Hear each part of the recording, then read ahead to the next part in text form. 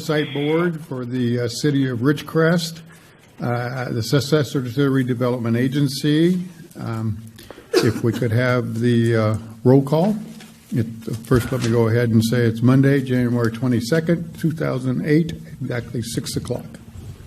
Could I have the roll call. Mr. Martin? Present. Mr. O'Gara? Present. Ms. Sloan?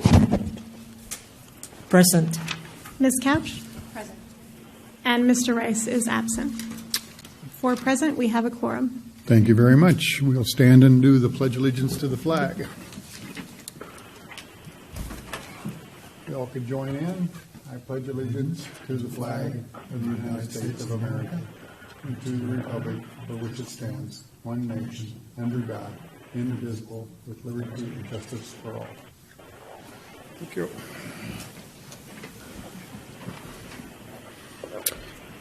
Okay, let's have an approval of the agenda. We have a motion. Any questions first?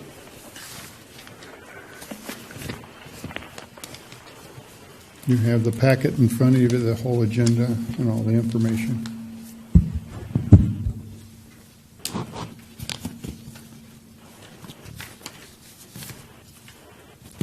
I'll put a motion to approve. Have a motion. Do we have a second? I second. We have a motion and a second. All approve. Say aye. Aye. Aye. Any adjourn or any objections? So moved. Okay, we will have approval of the minutes from the 26th of January 2017 meeting. Any questions, additions, or deletions? It's in your packet there too. Okay, none hearing. We'll have a roll call for approval. We'll have a first and a second, please. Motion to approve. Have a motion. Have a second. I second. We have a motion and a second. All approve? Aye. Aye. No objections. Okay. Public comment. Persons wishing to address the commission. I don't think we need to read that. No one's here. Okay. Staff updates, decisions, and other actions. Item number 1. Which staff member was going to handle that?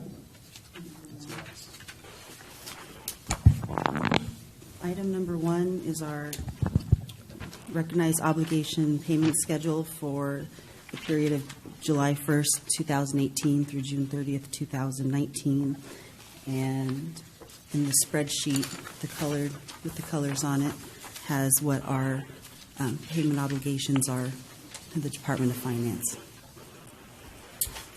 Okay, very good. Is there any questions on the spreadsheets there? I think Heather did send us some more online where we could enlarge it and it's easier to read. Thank you, Heather. Thank you, Heather. Yes, that really does help. Any questions to the staff?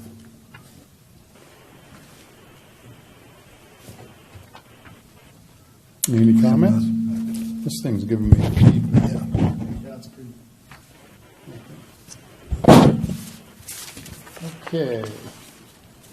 So, not hearing any questions, objections, or comments, we will, I don't think we need to read all the whereas. We'll have a vote. All in favor, say aye, or do we want a roll call on that? Yeah, we'll need a motion. Okay, we'll have a motion to approve. Motion to approve. We need a second. Second. We'll have a motion and a second. We'll have a roll call vote. Mr. Martin? Aye. Mr. O'Gara? Aye. Ms. Sloan? Aye. Ms. Couch? Aye. Okay, 4 ayes, motion carries. Very good. Motion has moved. Okay, we have a phone item coming in from. Yeah, Go ahead. I'll start it off. Okay. This item is for your approval for the Oversight Board. On January 17th, the successor agency, which was the City Council, approved the refunding of 2 of our bonds, which is on the ROPS list, the 205 COP and the 210 tax allocation bond.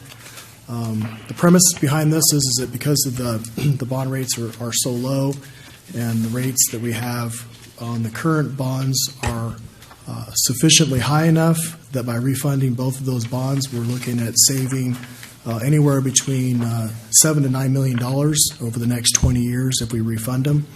A good portion of the beneficiary of the refunding will be the school district, which will receive about 70% of the funding, about 7.8% to the city, and about 11% to the county fire fund, which we hope will be utilized towards the city's portion of our fire district.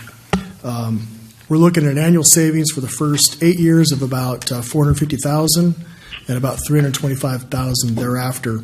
The staff report that you have basically has what we call the Series B scenario. There is another scenario that's called the Cinderella scenario, which I think will net a little bit more.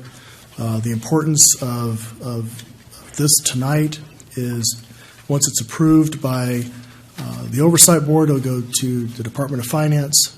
They have 65 days in which to take a look at it and then rule on whether or not we can move forward on the refunding.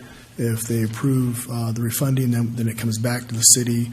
Then all of the previous stuff that was approved by City Council will then be able to go out and hopefully refund the bonds and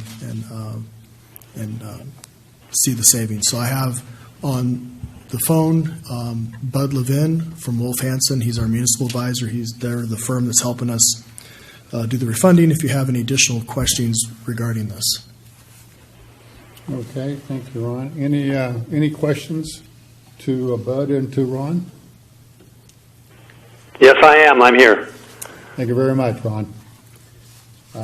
Or to Bud.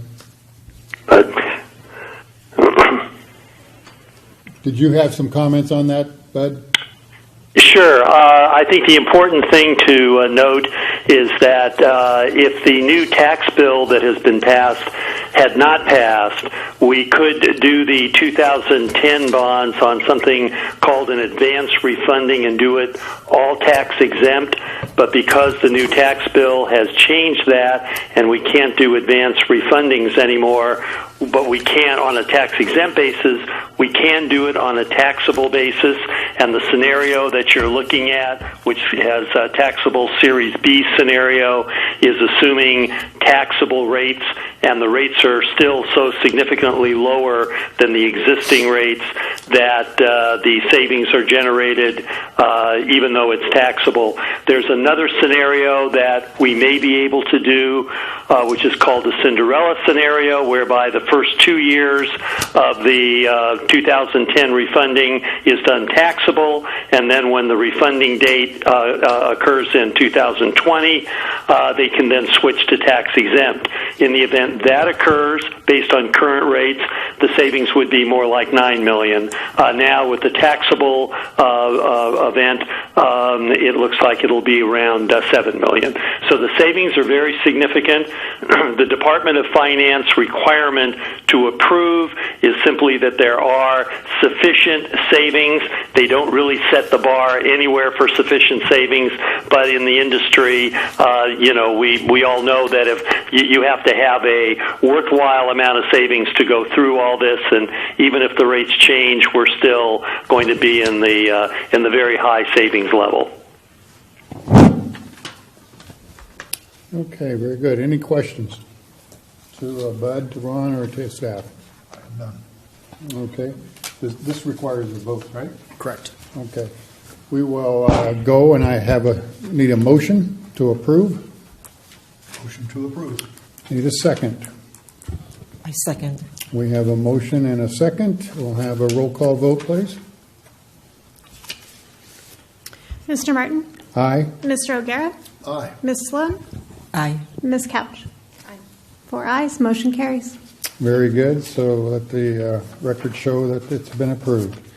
Okay. Any more board comments? Or I do have one. The city manager has just informed me that this may be our last oversight committee. It's moving to Bakersfield in 6 months or so. So, go ahead. Yes, in June of this year, the county will take over the oversight board responsibilities. The cities will have one representative, and we're going to be making that selection before the current COG meeting in February. but I think the person that the cities is looking at nominating will be the finance director for the city of Bakersfield. Very good. Any other questions or anything? On behalf of Mick Gleason, the gentleman that appointed me, and to all the members here, thank you all so much for your service. It's been, I think I've been on it for 5 years, and you came on the same time I have. So appreciate all your assistance, and if you have any questions, ask one. Okay. Any staff comments? Yes, I mean, just, this more likely is your last meeting, but just in case something comes up, we have until June to reconvene. But on behalf of the city, I'd like to thank each of you for participating on the Oversight Committee. It has been very worthwhile to the city to have our local oversight of the wind down of the successor agency. So although we kind of, would like to have the RDA come back to some degree, but it is what it is. But I'd like to thank you for your time. Thank you. Very good. Any questions or anything from board members, staff, or anything? Thank you very much, and we're going to adjourn at 6:11. I won the money. Hey,